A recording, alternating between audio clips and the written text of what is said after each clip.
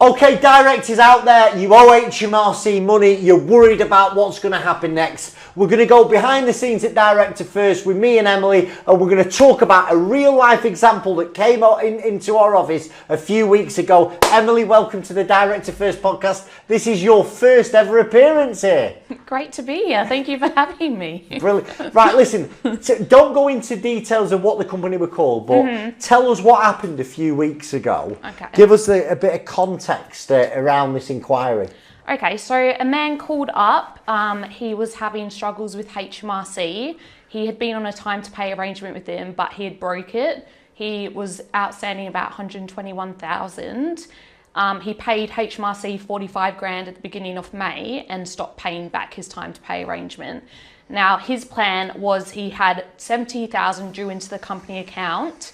HMRC were threatening to wind him up, and he asked me, should he pay them 40 grand the next day? And this is the crazy thing, isn't it? So when we got into the detail with this guy, he has got, in amongst all these problems, a half-decent business. And if HMRC had supported him over 2 years, he would have got out of the mess. They'd have got paid everything back. And that's the crazy thing. Sometimes, like HMRC, they're not commercial. So when we started to go into it with this guy, like plan A was, right, speak to HMRC again. Let's try and go for 2 years. Demonstrate that, show them the cash flow to show. And basically the problem we caused is because he didn't get paid. It was a big job that didn't pay him, put a massive hole in his cash flow. In hindsight, he should have probably sought insolvency advice back then. But HMRC have said no. So in an insolvency, they're going to get very little back instead of getting the whole money. So what was he like when he called this director? I think he thought he could trade out of it. His idea was he's got 70,000 coming in. I'll give HMRC 40,000. But his issue was HMRC had already escalated it. So if he were to pay them that 40,000 and they continued to wind him up, he would lose that 40,000 and his business would still be wound up.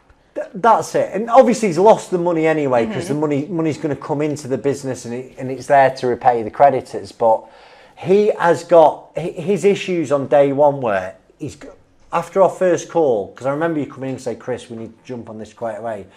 He has to beat the winding up petition. And what, for people that don't understand what a winding up petition is, HMRC use them all the time. We're seeing them being issued for much less than they used to. But essentially, they go to court, they say, I can't get the money off this company. They're insolvent because they can't pay the debts when they fall due. They get the winding up petition, it gets delivered to the business. Now, once it gets delivered to the business, it's not advertised for a couple of weeks. But at that stage, your options are very, very, very limited. So what we've decided with this guy, straight away we got on a call between me, you, director, and the insolvency practitioner, and we're going to look at putting this business actually into administration, because this business has actually got some good stuff in the midst of it all. It's got some good contracts. It has some vehicles that can actually be realised as well. So just for everyone that doesn't understand, an administration is like a process where you appoint an administrator. Once the administrator is appointed, you file a notice of intention if there's a charge holder, or a notice of appointment at court on the e-filing system, and that date it's in administration. And once you're in administration, you can't be wound up. Now, because there are some assets in this business that need to be sold, we're actually just coming towards the end of the marketing period. The marketing period ends, I think, tomorrow. And that marketing period is where an agent tries to sell this business so it's seen as transparent and fair, because this director's intention is he wants to buy this business back. Now, the marketing ends tomorrow. We know there's been no one interested in this business up until today, and it's 10 to 1 on a Monday. So the reality is tomorrow we'll get the figure from the director, we'll go to the agents and we'll liaise between the agent and the insolvency practitioner and the director about a figure that he can buy this business back, and he'll be able to buy it back over a period of time as well. So that's been the solution here, hasn't it? Administration, get a pre-pack administration so the director can buy the business back. And there was an overdrawn loan account as well, wasn't there? There was. much was overdrawn? Doesn't say on it. I think it was about £80,000 on this one. Yeah, it was. And he has a house. He has more than one house. Yeah. So that's the problem. When we dug into this, he owns a property that's got quite a lot of equity in, and he also owns a buy-to-let with his mother-in-law. So it's one of those where he's not going to be able to write a lot of his director's loan account off, and he's actually he's agreed in principle he's going to be paying about 50,000 back over the first 12 months.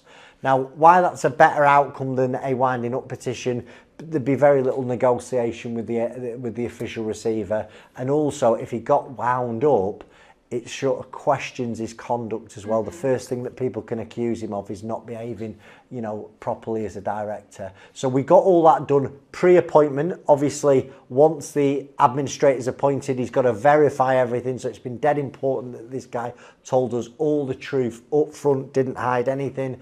But in principle, the insolvency practitioner is happy at £50,000 on the director's loan account. So the key thing is, guys, if you are struggling with HMRC arrears, if you're robbing Peter to pay Paul, if there's too much month at the end of money, you've got to get advice. We offer free, independent advice. If you want someone to talk to today, give me a call, give Emily a call, give Sean a call, give Chris a call. We've got a team here. We've got 500 plus reviews on Trustpilot. Thanks for your time. Goodbye.